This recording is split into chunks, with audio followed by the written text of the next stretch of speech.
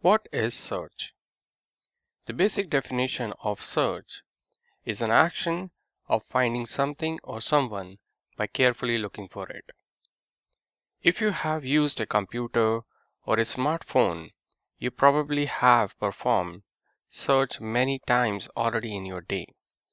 Whether you are looking for some information on a Wikipedia page, or a place for next vacation, or even a specific app you want to install on your device, you have done the search in one or the other way.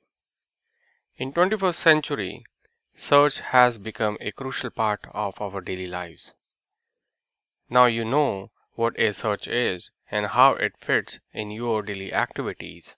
In this course, we will focus on one of the search engines which works behind the scenes to provide results for our searches.